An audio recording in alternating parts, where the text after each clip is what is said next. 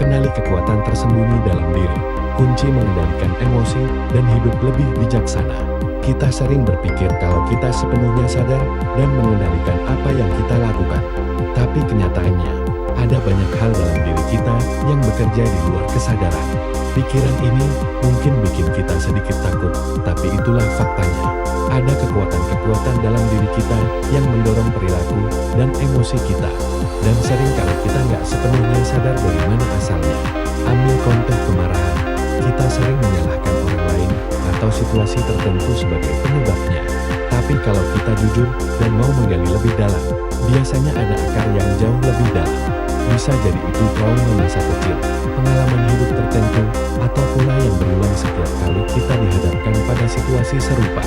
Dan pada saat kita marah, kita nggak lagi rasional atau reflektif, kita hanya terbawa emosi. Ini nggak cuma soal kemarahan, loh.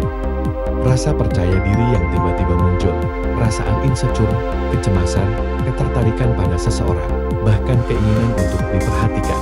Semua itu seringkali dipicu oleh hal-hal yang lebih dalam dari yang kita sadari. Nah, semua kekuatan yang mendorong dan menarik kita dari dalam ini adalah bagian dari apa yang kita sebut kodrat manusia. Sifat manusia ini sudah terbangun selama jutaan tahun melalui evolusi kita sebagai spesies. Selama jutaan tahun itu, manusia belajar untuk bekerja sama, berkomunikasi, dan menjaga keberlangsungan hidupnya sebagai hewan sosial. Dan meskipun kita sekarang hidup di dunia yang modern dan canggih, semua perkembangan awal itu masih berperan besar dalam menentukan bagaimana kita berpikir, merasa, dan berperilaku. Jadi, kenapa penting buat kita paham ini semua? Karena semakin kita mengerti apa yang mendorong perilaku kita, semakin kita bisa mengambil kendali dan gak terjebak dalam emosi yang gak kita sadari.